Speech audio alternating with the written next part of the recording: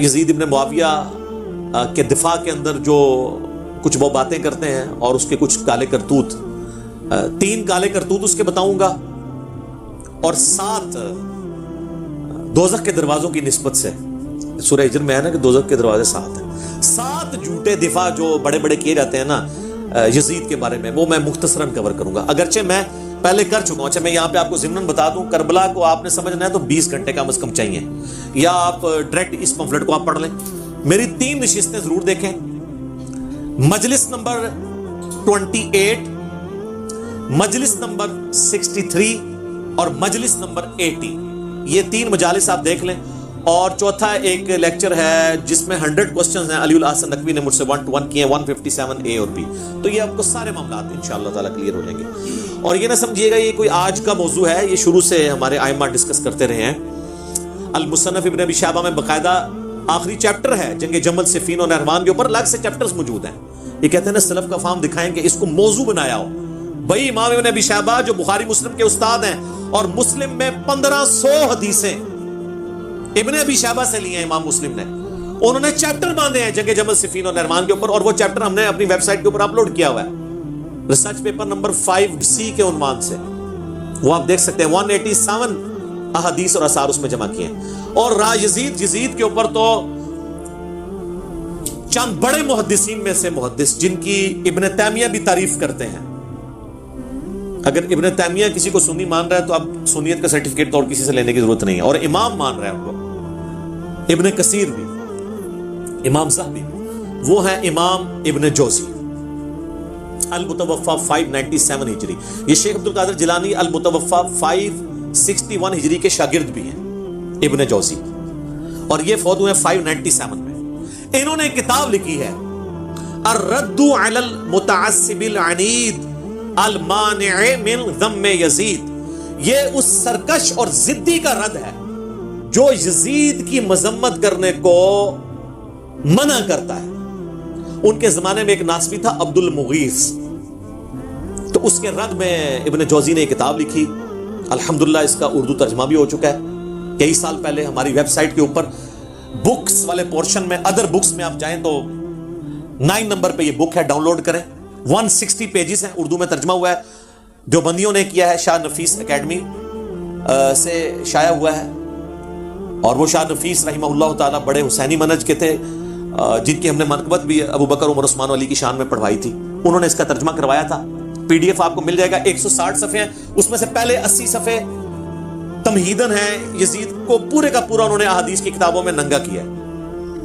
اور اگلے جو 80 صفحے ہیں وہ کتاب کا ترجمہ ہے. اور یقین کریں وہ آپ پڑھیں، انہوں نے کوئی لحاظ نہیں کیا ابن جوزی نے، حتیٰ کہ انہوں نے حضرت معاویہ رضی اللہ تعالی عنہ کے پیچھے جو یزید کو چھپایا جاتا تھا، انہوں نے اس کے اوپر بھی اپنا قلم نہیں روکا.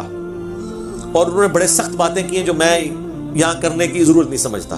وہ لوگ کہتے تھے نا جی ان کے بارے میں ہادی اور مادی والی روایت ہے، حالانکہ وہ روایت ہی فٹ نہیں بیٹھتی. میرا یوٹیوب پہ کلپ بھی دیکھ لیں کہ حضرت معاویہ ہادی اور مادی تھے. تو اس پہ پھر ابن جوزی نے کمنٹس کیے ہیں کہ اس کے پیچھے تم یہ کہو گے وہ جو کچھ کریں گے وہ ٹھیک ہوگا، اور پھر ضروری نہیں ہوتا کہ نبی علیہ السلام جو بھی دعا کریں وہ قبول ہو. تو ڈھکے چھپے الفاظ میں انہوں نے بہت کچھ لکھا ہے، وہ آپ پڑھ لیں ابن جوزی. اور اس کتاب کی تعریف ابن تیمیہ نے بھی کی ہے، ابن کثیر نے بھی کی ہے کہ یہ یزیدیوں کے رد میں، ناصبیوں کے رد میں کتاب بڑی زبردست ہے. تو آپ اس کو ڈاؤن لوڈ کر سکتے ہیں. ہارڈ کاپی اس کی آپ کو نہیں ملے گی کیونکہ انہوں نے چھاپنا بند کر دی ہے. ظاہر ہے اس طرح یعنی یہ عام کتابیں بکنے والی نہیں ہے، تو ہماری ویڈیوز کی برکت سے اب عام ہو رہا ہے. ویسے سافٹ کاپی آپ ڈاؤن لوڈ کریں. اور ہمارا سچ پیپر تو اس سے بہت اوپر ہے اللہ کے فضل سے، کیونکہ یہ تو پوری ڈاکٹرن کو کور کرتا ہے. تو وہ ابن جوزی کی کتاب آپ پڑھیں گے تو آپ کو پتہ چل جائے گا. باقی میں نے اس پمفلٹ کے اندر بھی کور کیا ہے کہ 3 اس کے سیاہ کارنامے جو بڑے بڑے ہیں نا، جو تاریخ کی کتابوں میں نہیں بخاری مسلم کے اندر رپورٹ ہوئے ہیں. پہلا، خانہ کعبہ کے اوپر حملہ عبداللہ بن زبیر کو شہید کرنے کے لیے. کامیاب تو نہیں ہوا، بعد میں وہ شہید ہوئے عبد الملک بن مروان کے دور کے اندر. لیکن یہ غلاف کعبہ کا شہید ہونا، یزید ابن معاویہ کے دور کے اندر خانہ کعبے پہ حملہ کر کے اس کی حرمت کو پامال کرنا، یہ صحیح مسلم میں حدیث موجود ہے 3245 نمبر. دوسرا واقعہ ہرہ، کیونکہ جب سیدنا حسین شہید کر دیے گئے تو اہل مدینہ نے بیعت یزید کی توڑ دی. انہوں نے کہا اب کون سا خیر باقی رہ گیا. تو اس کے ریونج میں یزید نے چڑھائی کر دی مدینے کے اوپر. جو یہ کہتے ہیں جی وہ یہ تاریخی باتیں ہیں جی 600 صحابیات جو ہیں وہ नऊज़ बिल्लाह उनके साथ बदकारी हुई और सहाबा कत्ल हुए, मस्जिद नबी में घोड़े बांधे गए, उसको तो छोड़ दें सर, आप इनकार करें वाक़या हर्रा हुआ ही नहीं है, फिर हम आपको कहेंगे बुखारी मुस्लिम में वाक़या हर्रा मौजूद है। ठीक है, बुखारी में यह हदीस 2601, 2959, 4024, 4906, मुस्लिम 3339, 3319, 3323 से जो है टेट्रा 3 तक, जिसमें यानी अहले मदीना से रिलेटेड अहादीस भी मौजूद है कि जो अहले मदीना को डराएगा धमकाएगा उस पर अल्लाह की लानत, अल्लाह के फरिश्तों की लानत, तमाम लानत करने वालों की लानत, जो मदीने में बिदअत जारी करेगा उस पर अल्लाह की लानत, अल्लाह के फरिश्तों की लानत, तमाम लानत करने वालों की लानत, अल्लाह ताला ना उसको कोई फ़र्ज कबूल करेगा क़यामत वाले दिन, ना कोई नफल कबूल करेगा। वाक़या हर्रा का जिक्र मौजूद है, यज़ीद ने कत्ल-ए-आम किया, और ये वाक़या हर्रा इतना सेंसिटिव वाक़या है कि इसके ऊपर पर्दा डाला नहीं जा सकता। कहते हैं सलफ का फाहम यही वो वाक़या है जिसकी वजह से इमाम अहमद बिन हंबल ने यज़ीद के ऊपर बड़े सख्त कमेंट्स किए थे, क्योंकि इसमें तो कई सहाबा शहीद हुए। वही इब्ने जौज़ी की किताब के अंदर पूरी सनद के साथ इमाम इब्ने जौज़ी ने अर्रद्दु अलल मुतअस्सिब अल अनीद अल मानि मिन ज़म्म यज़ीद में अहमद बिन हंबल का कौल नकल किया, और शेख ज़ुबैर ज़ई रहमहुल्लाह ताला ने इसी किताब से हवाला लिया है। बल्कि मेरी वीडियो में उन्होंने 1 to 1 मुझे पढ़ के भी बताया था, उस वक्त सिर्फ अरबी में किताब थी। इब्ने जौज़ी ने उस किताब में नकल किया है कि इमाम अहले सुन्नत अहमद बिन हंबल अल मुतवफ़्फ़ा 241 हिजरी ने अपने शागिर्द से फरमाया इब्ने यहया को, जब उसने यज़ीद इब्ने मुआविया के बारे में पूछा तो अहमद बिन हंबल कहने लगे यज़ीद वही है जिसने मदीने वालों के साथ वो करतूत किए जो उसने किए। मैंने पूछा उसने क्या किया? फरमाया उसने मदीने को लूटा। मैंने पूछा क्या हम यज़ीद से कोई हदीस ले सकते हैं? फरमाया यज़ीद से हदीस मत बयान करो, और किसी के लिए जायज नहीं कि वो यज़ीद से कोई एक हदीस भी बयान करे। मैंने पूछा जब यज़ीद ने ये सब हरकतें की थी तो उसका साथ किसने दिया था? तो उन्होंने फरमाया अहले शाम ने। ये कहते हैं जी कूफी थे, हज़रत हुसैन को शहीद करने वाले।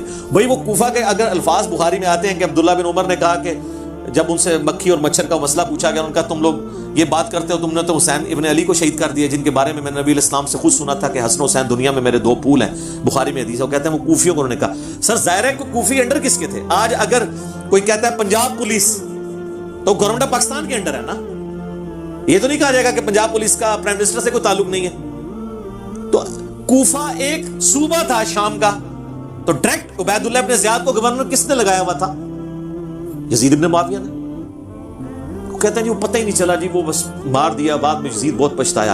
अच्छा जी पछताया, फिर उसने उबैद को कत्ल करवा दिया किसासन, उसको गवर्नरी से हटा दिया? नहीं। और ये तो बुखारी के अंदर है, ये तीसरा स्याह कारनामा जो कत्ल हुसैन वाला है, करबला का जिक्र कहते हैं जी बताएं तो ये बुखारी के अंदर 3748 नंबर हदीस, जिसमें हुसैन अलैहिस्सलाम बिरअसिल हुसैन इमाम बुखारी ने लिखा है, जो इन्होंने अरबी में रखा और उर्दू से तर्जमे से ही निकाल दिया। इस्लाम 360 में भी अरबी में लिखा है हुसैन अलैहिस्सलाम, उर्दू में रज़ियल्लाहु अन्हु कर दिया। सुन्ना.com पे लिखा है अलैहिस्सलाम अरबी में, उर्दू में रज़ियल्लाहु अन्हु कर दिया। तो ये बुखारी में करबला का जिक्र इस हवाले से मौजूद है। तिरमिज़ी में भी है, तिरमिज़ी में 3778 है कि जब हुसैन इब्ने अली का सर काट कर उबैदुल्लाह इब्ने ज़ियाद के सामने तश्त में लाया गया, अल्लाह की लानत हो, तमाम फरिश्तों की लानत, तमाम लानत करने वालों की लानत, जिन लोगों ने हुसैन इब्ने अली के साथ ये सब कुछ किया, आमीन। और देखें हमारे वो अहले हदीस हज़रात ये हदीस लिख के नीचे शरा क्या कर रहे हैं, इस हदीस के अल्फाज सुने क्या है कि जी जब सर काट के रखा गया तो वो छड़ी से कुरेदने लगा, तो अनस इब्ने मालिक वहाँ थे। उन्होंने कहा जब उसने हुसन में कोई बात की तो अनस इब्ने मालिक ने कहा कि हुसैन इब्ने अली सबसे ज़्यादा नबी इस्लाम के हम शक्ल थे, और उसमें अल्फाज है कि उस वक्त हुसैन की दाढ़ी और सर के बालों में वस्मा की बूटी से रंगा हुआ था, काले रंग से। ज़ाहिर हुज़ूर इस्लाम की भी दाढ़ी वफात तक काली रही है, तो हज़रत हुसैन की तो नहीं रही, वो रंगते थे। इसकी शरह अहले हदीस ने नीचे की है कि ये वस्मा एक बूटी है जो बिल्कुल काला तो नहीं करती, डार्क ब्राउन करती है, हालांकि ये भी गलत लिखा है, वो काला करती है। ये शरह हुई है, और जो ऊपर इतनी बड़ी बात लिखी है कि हुसैन का सर काटा गया छड़िए मां छोड़िए, ऐ शरह क्यों दीजिए, इनू शर्रा कहना चाहिए, ताई तुहाड़े ते अल्लाह ने सानू छड़ देता ना, सामो ऐ शरह हो रही है उस हदीस दी। अच्छा जी, ये जो हदीस है ना जी बुखारी की, इसमें करबला का जिक्र हो गया। इसी तरीके से बुखारी में और मुस्लिम में एक हदीस है कि जब इमाम सज्जाद जो इमाम ज़ैनुल आबिदीन शाम से वापस आए मदीना शरीफ, तो मिस्वर बिन मखरमा कहते हैं, मैं उनकी खिदमत में हाजिर हुआ और कहा कि आपके पास जो रसूलुल्लाह की तलवार है, जो नबी इस्लाम के बाद हज़रत अली के पास आई, फिर मौला हसन के पास, फिर हुसैन इस्लाम के पास, करबला में हज़रत हुसैन वो तलवार पकड़े हुए थे, तो ये तलवार आप मुझे दे दें, मुझे शक है कि ये लोग आपसे छीन लेंगे। कौन? बरेलवी देवबंदी अहले हदीस शिया बनु उमैया। میں اپنی جان سے بڑھ کے اس کی حفاظت کروں گا، بل وہ امام زین العابدین نے ان کو نہیں دیا. تو اس میں تو یہ یعنی ذکر موجود ہے. کہتے ہیں نہیں ذکر کدھر ہے؟ یہ 3 سیاہ کارنامے اور وہ جو جہنم کے 7 دروازوں کی نسبت سے 7 جھوٹے دفاع جو کرتے ہیں، وہ بھی میں آپ کو موٹے موٹے اس میں کور کر دیتا ہوں تاکہ یہ ایک جگہ ریکارڈنگ میں آ جائے. پہلا جھوٹا دفاع کہتے ہیں جی وہ قسطنطینیہ کی بشارت فٹ ہوتی ہے. یہ تو ہم نے اس کے ساتھ جو کر دیا ہے، لاکھوں لوگوں نے میرا کلپ دیکھا ہے، کیا یزید جنتی لشکر میں شامل تھا. حدیث کی کتابوں سے بتایا کہ یہ بخاری میں جو حدیث ہے، یہ تو آپ آؤٹ آف کنٹیکسٹ آپ پیش کرتے ہیں. صحیح بخاری میں حدیث ہے کہ میری امت کا پہلا لشکر جو کیسر روم کے شہر پہ حملہ کرے گا ان کی بخشش ہوگی ہے. اس میں تو قسطنطینیہ کا ذکر ہی کوئی نہیں ہے. کیسر روم کا شہر نبی الاسلام کے زمانے میں حمص تھا اور وہاں پہ حملہ کیا ابو عبیدہ ابن جراح نے. اگر کوئی اسے قسطنطینیہ بھی مانتا ہے یا اردو میں قسطنطنیہ یا انگلش میں کانسٹنٹائن نوبل، تو تب بھی یہ پہلا حملہ تو ہے نہیں تھا، کیونکہ اسی حدیث میں نا وہ کہتے ہیں جی وہ بخاری کے اندر حدیث موجود ہے. اسی حدیث کے اندر آتا ہے نا کہ وہ ابو ایوب انصاری بھی اس لشکر میں موجود تھے اور اسی لشکر میں وہ فوت ہو گئے. اور جو کہتے ہیں یزید نے ان کا جنازہ پڑھایا، تو ظاہر ہے وہ اسی نے پڑھانا تھا، حکمران ہی پڑھاتے ہیں نا، حکمرانوں کے ہاتھ میں سب کچھ ہوتا ہے نا. وہ تو امام حسن کا جنازہ بھی مروان بن حکم نے پڑھایا، حضرت حسین کو نہیں پڑھانے دیا. لیکن وہ حضرت حسین نے کمپرومائز کیا کہ اب یہ حکمران ہے، شریعت کو تو فالو کرنا ہے. تو وہ کہتے ہیں دیکھیں یزید اس لشکر کا امیر تھا. اس میں پہلے کا تو ذکر ہی نہیں ہے کہ یہ یزید جس لشکر میں تھا وہ پہلا لشکر ہے. وہ اب آپ سنیں، یہ بخاری سے جو حدیث پیش کرتے ہیں نا ابو ایوب انصاری والی، یہ 1186 ہے. ابو داؤد میں 2512 نمبر حدیث ہے. ابو عمران تابعی کہتے ہیں جب ہم قسطنطینیہ پہ حملے کے لیے پہنچے تو اس وقت ہمارے لشکر کے امیر عبد الرحمن بن خالد بن ولید تھے. تو یہ یزید سے الگ کوئی اور لشکر ہے. اور اس میں سیدنا ابو ایوب انصاری نے ہمیں ایک آیت کی تفسیر سمجھائی اور پھر وہ اللہ کی راہ میں مسلسل جہاد کرتے رہے حتیٰ کہ آخر میں قسطنطینیہ میں دفن ہوئے. تو قسطنطینیہ پہ جو پہلا حملہ ہوا، اگر یہ 2 حملے بھی مانے جائیں، ویسے اس سے بھی پہلے ایک حملہ ہوا ہے، پھر بھی اگر یہ حملہ بھی پہلے مانا جائے تو حضرت خالد بن ولید کے بیٹے نے حملہ کیا ہے، کیونکہ اس میں ابو ایوب انصاری زندہ ہیں. اور بخاری میں جس حملے کا ذکر ہے جس میں یزید ابن معاویہ تھا، اس میں ابو ایوب انصاری 54 ہجری میں فوت ہوئے ہیں. وہ آخری حملہ تھا. ویسے اس کے بعد بھی حملے ہوئے ہیں، وہ تو پھر ہوتے رہے ہیں، حتیٰ کہ جا کے یہ سلطان محمد فاتح نے آ کے فتح کیا ہے، جو آپ ارطغرل دیکھ رہے ہیں آج کل. یہ 7واں سلطان ہے اسی کی ارطغرل کی اولاد میں سے. یہ تو جا کے پھر 8ویں 9ویں صدی ہجری کے اندر آ کے فتح ہوا ہے. تو بہرحال بشارت حملہ کرنے والے کے لیے تھی. تو یہ تو فارغ ہوا ان کا دفاع. دوسرا کہتے ہیں جی یزید جی تابعی ہے. اس میں وہ الیاس گھمن صاحب والا جواب دوں گا. انہوں نے بڑا پیارا جواب دیا. انہوں نے کہا تابعی کہتے ہیں اتباع کرنے والے کو. صحابی صرف صحبت سے ہو جاتا ہے، لیکن تابعی کسی صحابی کی صحبت سے نہیں ہوتا جب تک وہ صحابہ کا پیروکار نہ ہو. تو انہوں نے کہا کہ یزید ابن معاویہ تو تابعی ہے ہی نہیں ہے، کیونکہ انہوں نے اتباع تو صحابہ کی نہیں ہے. ایسے بہت پیارا جواب دیا، زبردست. انہوں نے کہا تابعی تو ہوتا ہے اتباع کرنے والا، اس کے تو سارے کرتوت ہی برے ہیں. اچھا، تو اگر یہ تابعی ہے تو پھر سر حجاج ابن یوسف صحابہ کا قاتل، وہ بھی تابعی ہوا پھر. اور خوارج کلمہ کو اہل قبلہ تو تھے، وہ بھی سارے تابعین ہوئے. یہ سب فراڈ ہے. اس طریقے سے نہیں ہوتا کہ آپ چیزیں بنانا شروع کر دیں. اور اسی میں وہ حدیث بھی لیتے ہیں ترمذی سے کہ نبی اسلام فرمایا جس نے مجھے دیکھا اسے آگ نہیں چھوئے گی، جس نے اس کو دیکھا اسے آگ نہیں چھوئے گی، جس نے اس کو دیکھا. وہ کہتے ہیں دیکھیں صحابہ تابعین تبع تابعین تک یہ چیز جاتی ہے تو سارے بخشے ہوئے. تو سر جتنے بڑے بڑے کذاب قسم کے احادیث میں راوی ہیں نا، زیادہ تر وہ قانوناً تابعین کے اندر موجود ہیں. خوارج بھی اس کے اندر آ جائیں گے تو ساروں کو بشارت ہوگی. پھر وہ کہیں گے نہیں. اب حجاج ابن یوسف کا تو دفاع کر نہیں سکتے کہ مسلم شریف میں حدیث ہے کہ بنو ثقیف کے اندر ایک ظالم اور ایک کذاب پیدا ہوگا، اور اسماء بنت ابی بکر کہتی ہے کہ ظالم حجاج تو ہے.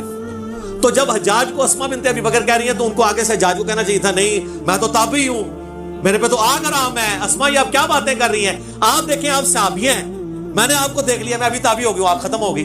وہ ایڈی گل حجاج بھی سمجھ سی جی نازبیر نہیں سمجھ کہ ایویں نہیں کوئی ہو جاتا تابعی تے دیکھ لیا. اچھا جی، تیسرا وہ کہتے ہیں جی حضرت علی کا جو بیٹا ہے محمد بن حنفیہ، جو حنفیہ نامی ایک عورت جس سے شادی کی تھی حضرت علی نے سیدہ فاطمہ کی وفات کے بعد، ان سے پیدا، وہ کہتے ہیں وہ تو بڑی تعریف کرتا تھا یزید ابن معاویہ کی. اچھا جی، کدھر لکھا ہے کس حدیث میں؟ نہیں، ان کی باتیں حدیثوں میں. وہ کہتے ہیں وہ ابن کثیر میں، جسے عربی میں البدایہ والنہایہ کہتے ہیں، اس میں موجود ہے. ہاں جی دکھائیں. دکھا نہیں آپ کو سکتے، وہ اس قابل ہی نہیں دکھائیں، کیونکہ اس میں محمد بن حنفیہ کے پاس عبداللہ بن مطیع صحابی آتے ہیں. محمد بن انفیہ تابعی ہے، عبداللہ ابن مطیع صحابی وہ ہے جسے گھٹی حضور نے خود دی ہوئی ہے، جونیئر صحابہ میں سے صلی اللہ علیہ وآلہ وسلم رضی اللہ تعالیٰ عنہ. اور وہ کہتے ہیں محمد بن انفیہ سے کہ آپ کیوں چپ کر کے بیٹھ گئے ہیں؟ آپ کا بھائی حسین قتل ہو گیا ہے اس یزید کی وجہ سے، تو آپ اس کے خلاف کھڑے ہوں، قیام کریں. تو محمد بن انفیہ کہتے ہیں کہ بھائی، اور عبداللہ ابن مطیع کہتے ہیں کہ اس کے کرتوت تو ایسے ہیں کہ آسمان سے پتھر برس پڑے جو اس کے کرتوت ہیں برے. کہتے ہیں جی وہ شرابی، اور اس میں شرابی کے الفاظ بھی ہیں اور باقی الفاظ بھی. وہ کہتے ہیں جی کہاں لکھا ہوا ہے؟ تو وہ محمد بن انفیہ کہتے ہیں کہ نہیں بھائی، میں نے تو جتنے دن میں اس کے پاس رہا ہوں، میں نے تو اس کے اندر کوئی چیز نہیں ایسی دیکھی. میں نے تو اسے نماز کا پابند اور سنت کا عامل پایا ہے. جن کے آباء و اجداد سنت کو توڑنے والے ہیں، ان کا وہ کہتے ہیں سنت کا عامل پایا ہے. تو کہتے ہیں دیکھیں محمد بن حنفیہ نے توثیق کر دی اس کو. ویسے میں نے ایلبریٹ کیا ہے. پھر وہ باقیوں نے کہا حضرت جتنے دن آپ وہاں رہے ہیں نا، اتنے دن آپ نے اس کو ایسا پایا، یعنی اتنے دن وہ پگڑی بن کے نماز پڑھتا رہا رفع دین نال. پہلے تو نہ رفع دین کرتا سی، ننگے سر ہی پڑھتا سی نماز، یعنی وہ لبادے اڑے ہوئے ہوتے ہیں نا انہوں نے. تو یہ تو جتنے دن آپ رہے ہیں اتنے دن اس نے سر ڈھانپ کے نماز پڑھی ہے. تو عبداللہ بن مطیع صحابی ہے اور محمد بن انفیہ تابعی ہے. جب صحابی اور تابعی کا قول ٹکرایا تو کس کی بات مانی جائے گی؟ صحابی کی. تو محمد بن انفیہ کا تو قول فارغ ہو جاتا ہے پھر. اسی لیے شیخ زبیر علیزئی صاحب نے اپنے رسالے کے اندر یہ لکھا، انہوں نے کہا کہ اگر تم اس روایت کو صحیح مانو گے نا، پھر تو یہ بات ماننی پڑے گی کہ وہ زانی شرابی تھا، کیونکہ ہم تو صحابی کے پیچھے چلیں گے، تابعی کے پیچھے نہیں چلیں گے. تو یہ روایت بھی ان کے گاٹے خود بخود فٹ ہو جاتی ہے. چوتھی جو ایک چیز ہے دفاع والی، وہ کہتے ہیں صحابہ کرام نے بیعت کر لی تھی. وہ میں آپ کو پہلے کی طرح بتا چکا ہوں کہ صحیح بخاری 4827 تلوار کی زور پہ بیعت ہوئی ہے، اور صحیح بخاری 6830 نمبر حدیث میں حضرت عمر نے کہا تھا کہ جس کی زبردستی بیعت لی جائے گی اس کا انجام قتل و غارت ہوگا. یہ تو ٹاپک میں ڈسکس کر چکا ہوں. اب کوئی نہیں کہے گا جی وہ کہتے ہیں عبداللہ بن عمر نے بیعت کی ہوئی تھی. جی تو وہ عبداللہ بن عمر نے شرائط کے ساتھ بیعت کی تھی. اور مجھے بتائیں، وہ کہتے ہیں نہیں بخاری مسلم میں آتے ہیں عبداللہ بن عمر نہ جا کے نا مدینہ شریف میں لوگوں سے کہتے تھے کہ بیعت نہ توڑو یزید کی. اچھا، وہ جن لوگوں سے جا کے کہہ رہے تھے وہ بریلوی دیوبندی اہل حدیث تھے، شیعہ تھے، یا صحابہ اور تابعین تھے؟ تو ان صحابہ اور تابعین کی قول کی کوئی قدر نہیں ہے. ہم سمجھتے ہیں کہ اس میں عبداللہ بن عمر کا قول شاذ ہے، اکثریت کا وہی موقف تھا. اور پھر عبداللہ بن زبیر جو ڈٹے رہے آخری وقت تک، وہ صحابی نہیں ہے. ایک قول لے دیتے شاذ. وہ عبداللہ بن عمر تو پھر دیکھ لیں آپ، صحیح بخاری میں آتا ہے عبداللہ بن عمر جو پوری زندگی بنو امیہ کا ساتھ دیتے رہے نیوٹرل بن کے، کبھی ان کا حصہ نہیں بنے، لیکن نیوٹرل بننا بھی ساتھ تھا. آخری عمر میں تو وہ پچھتاتے تھے. صحیح بخاری میں آتا ہے ان کو تو قتل ہی حجاج بن یوسف نے کروایا، ان کے پاؤں میں نیزہ مروا کے. اور المستدرک الحاکم کے اندر آتا ہے کہ عبداللہ بن عمر کہتے تھے مجھے پوری زندگی نہ میں نے کبھی نماز چھوڑی نہ کبھی روزہ، مجھے پوری زندگی کسی نیک عمل کے چھوٹنے کا کوئی غم نہیں ہے، جو مجھے یہ غم ہے کہ میں نے مولا علی کے ساتھ مل کر باغیوں کے خلاف قتال کیوں نہیں کیا. تو آخری عمر میں جو عبداللہ بن عمر کو بات سمجھ آئی نا، وہ حضرت علی کو ساتھیوں کو ان کی زندگی میں سمجھ آ گئی، کچھ کو واقعہ ہررا کے بعد سمجھ آئی، اور حضرت عبداللہ بن عمر کو آخری عمر میں سمجھ آئی جا کے. بہرحال حضرت عبداللہ بن عمر کا رجوع اس میں مل گیا، لہٰذا ان کے پیچھے کوئی نہ چھپے کہ جی وہ بیعت سے روکتے تھے. جب ان کو ہاتھ لگے تو ان کو پتہ چل گیا کہ یار میں تو ان کے ساتھ چلتا رہوں، میرے ساتھ بھی انہوں نے ہاتھ کر دیے. پانچواں وہ کہتے ہیں جی کوفیوں نے مارا ہے، جی اہل شام نے نہیں مارا، وہ تو شام کی طرف جا رہے تھے. جی تو میں نے بتایا بھائی کوفیوں نے ہی مارا ہے، ظاہر ہے کوفے میں عبید اللہ ابن زیاد گورنر کوفہ جو ہے یزید کے ہی لگایا تھا. آج اگر وہ کہتا ہے پنجاب پولیس نے کیا تو اس کا یہ مطلب نہیں کہ پرائم منسٹر سے کوئی تعلق نہیں ہے، وہ انہی کے انڈر ہے، لہٰذا یہ بھی پلی غلط ہے. اس میں پہلے بھی ڈسکس کر چکا. چھٹا وہ کہتے ہیں کہ جی وہ دیکھیں جی 3 شرطیں رکھ دی تھی حضرت حسین علیہ السلام نے، وہ تو تیار تھے. انہوں نے کہا کہ مجھے یزید کے پاس جانے دو، میں ہاتھ میں ہاتھ رکھ کے بیعت کر لیتا ہوں. سبحان اللہ. اور سر یہ ہو جاتا تو عبید اللہ ابن زیاد نے لوڈیاں ڈالنی تھیں اور اس نے کہنا تھا حضرت آپ کے ابا جان حضرت معاویہ رضی اللہ تعالیٰ عنہ پوری کوشش کر کے 4 سال جو کام نہیں کروا سکے کہ حسین سے بیعت لیں آپ کے لیے، میں نے دیکھے کتنا کارنامہ کر دیا. تو یزید ابن معاویہ نے اسے اور نوازنا تھا کہ یار تو واقعی بڑا سمجھدار قسم کا میرا گورنر نکلا ہے. وہ کہانی وہ بنائے جو فٹ ہوتی ہو، یا مجھے شام جانے دو یا واپس مدینے جانے دو یا مسلمانوں کی کسی سرحد پہ بھیج دو میں جا کے قتال کروں. وہ تو جی بس کیسے ان کو پتا چل گیا تھا کہ یہ کوفیوں نے ہمارے ساتھ دھوکہ کیا اور یہ وہ کیا. اچھا جی، یہ سٹوری بالکل فٹ نہیں بیٹھتی. اور یہ جس کتاب سے لے کے آتے ہیں نا، انصاب الاشراف وہ کتاب ہے امام بلازری کی، پہلے 300 سال میں مسلمانوں کے ایک بڑے ائمہ میں سے. انصاب الاشراف یعنی وہ کتاب جس میں بڑے بڑے جو اشرافیہ ہیں، بڑے بڑے خاندانوں کے جو لوگ ہیں ان کے فضائل بیان ہوئے ہیں، یعنی اس میں بنو ہاشم کے بھی، بنو امیہ، بنو عباس کے، اور جس میں بایوگرافی بھی لکھی ہے صحابہ اور تابعین کی، اس میں سے وہ لے کے آتے ہیں، کہتے ہیں جی اس کے اندر یہ موجود ہے۔ اور شیخ زبیر صاحب نے بھی فضائل صحابہ اپنی کتاب میں نا یہ لکھ دیا، لیکن انہوں نے انصاف یہ کیا کہ انہوں نے کہا کہ اس کی سند حلال بن یساف تک تو ثابت ہے، لیکن حلال بن یساف کا واقعہ کربلا میں ہونا بھی ثابت ہونا چاہیے نا، تو پھر مرنے سے پہلے انہوں نے اس کتاب سے ہی رجوع کر لیا۔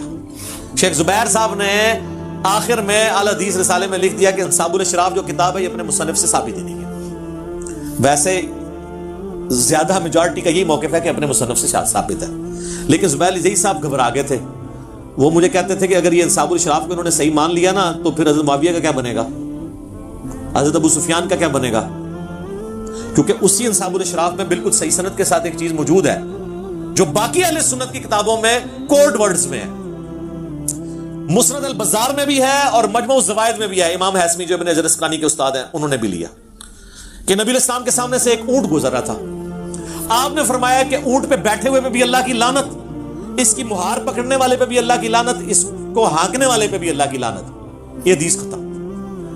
اس حدیث سے کون سی خدمت ہوئی ہے پتہ ہی نہیں کہ کون ہوا، کیا ہوا، کس وجہ سے لعنت ہوئی۔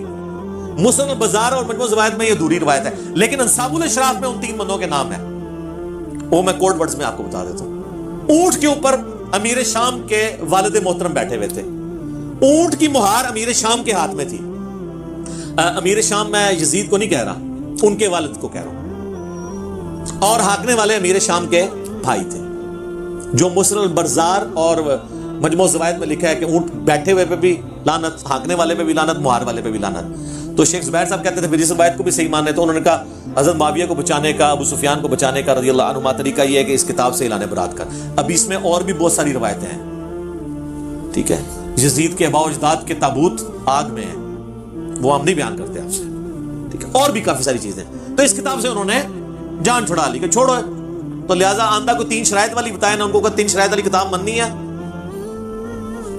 اور اس طریقے نہ دوری سندہ مننی ہے نے تو۔ مصنف ابن ابی شیبہ میں جو روایت ہے کہ حضرت عمر نے نعوذ باللہ دھمکی لگائی حضرت فاطمہ کو کہ میں تیرے گھر کو آگ لگا دوں، تو وہ ہم کیا کہتے ہیں کہ وہ زید بن اسلم جو ہے، وہ حضرت عمر کا غلام جو ہے، وہ اس وقت موجود ہی نہیں تھا وہاں پر جب یہ واقعہ ہوا تھا، وہ تو حضرت عمر کی غلامی میں بعد میں آئی، یہ سند منقطع ہے۔ تو اگر منقطع روایتوں کو حلال بن یساف کو ماننا ہے تو پھر آپ یہ بھی چیزیں ماننا شروع کر دیں۔ تو یہ ان کا ایک تھا، اور آخری دفاع ان کا پتہ کیا ہوتا ہے، وہ چھوڑو جی یہ باتیں نہیں کرنی چاہیے، پہلے مقابلہ کرتے رہتے ہیں، جب بالکل ان کو سمجھ آتی ہے نا اوہ یہ کیا ہو گیا، تو پھر وہ آنکھیں بند کر لیتے ہیں، یہ باتیں کرنی نہیں چاہیے۔ تو یہ جو اتنی دیر سے آپ ہمارے ساتھ بحثیں کر رہے تھے، یہ کیوں کر رہے تھے؟ یہ آج پوری دنیا میں جو باتیں شروع ہوئی ہیں میں نے کروائی ہیں، میں نے اشرف جلالی کو کہا ہے کہ وہ بکواس کرے، میں نے آصف الوی کو کہا ہے کہ وہ بکواس کرے، اور اب پورے ملک کے اندر جو ایک آگ لگی ہوئی ہے یہ میں نے تو نہیں کروائی ہے۔ تو وہ کہ جی قیامت والے دن پوچھا نہیں جائے گا، تو قیامت والے دن تو سر پوچھا جائے گا۔ المستدرک للحاکم میں حدیث ہے کہ اگر کوئی شخص مقام ابراہیم اور حجر اسود کے درمیان، اور جو دروازہ بھی اسی پورشن میں آتا ہے، پوری زندگی نمازیں پڑھتا رہے اور روزے رکھتا رہے، پھر بھی اللہ سے اس حال میں ملے مرنے کے بعد کہ اس کے دل میں ہم اہل بیت کا بغض ہوا، تو اللہ تعالیٰ اسے ضرور دوزخ میں داخل کرے گا۔ کہتے ہیں جی پوچھا نہیں جائے گا۔ صحیح مسلم میں حدیث کیا نہیں ہے 240، علی سے محبت نہیں رکھے گا مگر مؤمن، علی سے بغض نہیں رکھے گا مگر منافق، پوچھا نہیں جائے گا۔ کیا فضائل صحابہ احمد بن حنبل کی کتاب میں حدیث نہیں ہے کہ میری وجہ سے 2 فرقے جہنم میں جائیں گے اور میری وجہ سے 2 فرقے گمراہ ہوں گے، ایک میری محبت میں غلوف کر کے اور ایک میری دشمنی میں غلوف کر کے؟ پوچھا نہیں جائے گا۔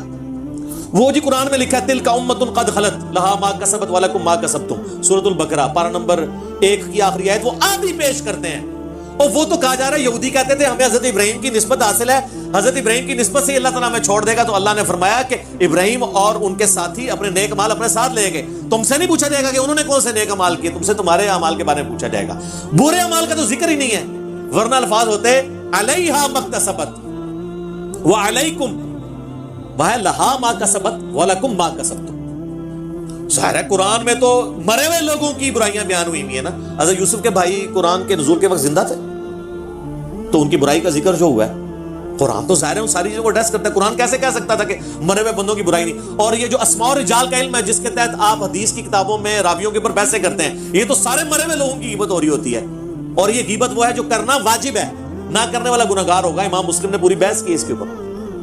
تو یہ آخری بہانہ ہے, یہ بھی ان کا بہانہ ختم ہوا ہے, اور خود ساری بحثیں کرتے ہیں. ہمیں کہتے ہیں جی وہ کہ قیامت میں پوچھا جائے گا. تو بھائی پوچھا جائے گا جب ہمارا دوزخ, ہمارا دین, ہمارا ایمان ان چیزوں کے ساتھ جڑا ہوا ہے. اور سٹارٹ میں میں نے غدیر خم, نبی علیہ السلام 3 دفعہ فرما رہے ہیں, میں صحیح مسلم میں 4 حدیث ہیں, تمہیں اہل بیت کے معاملے میں اللہ کا خوف دلاتا ہوں. تو جب حضور کسی بات سے ڈرا کے جائیں, اس کے بارے میں پوچھا نہیں جائے گا.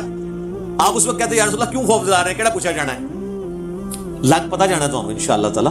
ویسے تو تبدیلی آ رہی ہے, اب لوگ کتابوں کی طرف آ رہے ہیں. مرنے سے پہلے اے مسلمان کر لے اس پہ غور, کتابوں کا خدا اور ہے, بابوں کا خدا اور, کتابوں کا دین اور ہے, بابوں کا دین اور, کتابوں کا جہاں اور ہے, بابوں کا جہاں.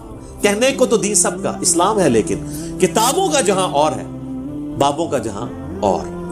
تو میں اپنی گفتگو کو کنکلوڈ کرتا ہوں 2 اقوال کے اوپر.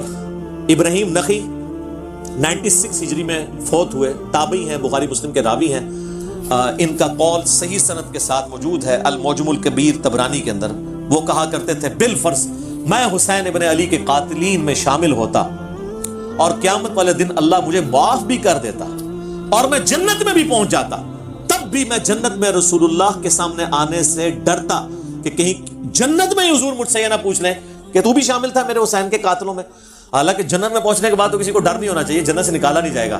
لیکن جو غیرت مند ہوتے ہیں نا, ان کو ڈر ہوتا ہے, بے غیرتوں کو نہیں ہوتا. اور بے غیرتوں نے جنت میں جانا بھی نہیں ہوتا. جن کو جنت میں جانے کی ٹینشن ہے نا, انہیں کو ڈر ہے کہ وہاں پہ حضور ہم سے نہ پوچھ لیں. اور دوسرا امام محمد بن ادریس الشافعی المتوفا 204 ہجری کا مشہور زمانہ شعر جو تمام اسماء و رجال کی کتابوں میں نقل ہوا, ابن تیمیہ نے بھی نقل کیا, ان کے شاگرد امام ذہبی نے بھی نقل کیا. ان کان رفضا حب آل محمد فلیشہد الثقلان انی رافضی. بالفرض اگر اہل بیت کی محبت کا نام رافضی ہونا ہے تو تمام جنوں اس پر گواہ ہو جاؤ کہ میں رافضی ہوں. اس پہ میں نے پھر اسے کمپلیٹ کیا ہے کہ بالفرض اگر رسول اللہ کی محبت کا نام بریلوی ہونا ہے, اگر غلوف کے درجے میں نہ ہو تو میں بریلوی ہوں. اگر صحابہ کرام کے دفاع کا نام دیوبندی ہونا ہے, غلوف کے درجے میں نہ ہو, معصومیت کلیم نہ کر دی جائے تو میں دیوبندی ہوں. اگر کتاب و سنت کو ماننے کا نام اہل حدیث ہونا ہے, اور یہ میرے آنے سے پہلے والے جو اہل حدیث تھے, اب تو وہ کتاب و سنت سے ہٹ چکے ہیں, تو میں اہل حدیث ہوں. اور اگر اہل بیت کی محبت کا نام غلوف کے درجے میں اگر نہ ہو, جس میں صحابہ کرام پہ سب و شتم نہ کیا جائے, خلفائے ثلاثہ کی توہین نہ کی جائے, جس طرح کہ ایران میں بہت سٹرکٹ ہے اس میں معاملہ, اس کا نام شیعہ ہونا ہے تو ہم شیعہ ہیں. تو یہ صرف سمجھانے کے لیے, میں تو جو ہوں آپ کو پتا ہے کیا کہ نام ہے وہابی, نام ہے بابی, میں ہوں مسلم علمی کتابی. نہ ہم سو کالڈ وہابی ہیں, کوئی علمی بات کرے اسے کہہ دیتے ہیں وہابی ہے, اور نہ ہم بابوں کا دفاع کرنے والے بابی ہیں. اور بابی میں بریلوی, دیوبندی, اہل حدیث, شیعہ اور جتنے دنیا کے فرقے ہیں جو اپنے اپنے بابوں کے دفاع میں کھڑے ہیں وہ سارے بابی ہیں. بلکہ اب وہابی بھی بابی ہو چکے ہیں. وہابیوں کو جب سنایا کہ ان کا کہنے نام ہے بابی, نام ہے بابی, کیونکہ وہ تو اب وہ کتابوں سننے سے تو وہ ہٹ چکے ہیں نا. تو اس کے علاوہ بھی کئی ایک باتیں ہو سکتی تھی, لیکن یہ نشست متحمل نہیں ہے کہ ہم ڈیٹیلز میں جائیں. باقی میں نے سب کچھ کر دیا.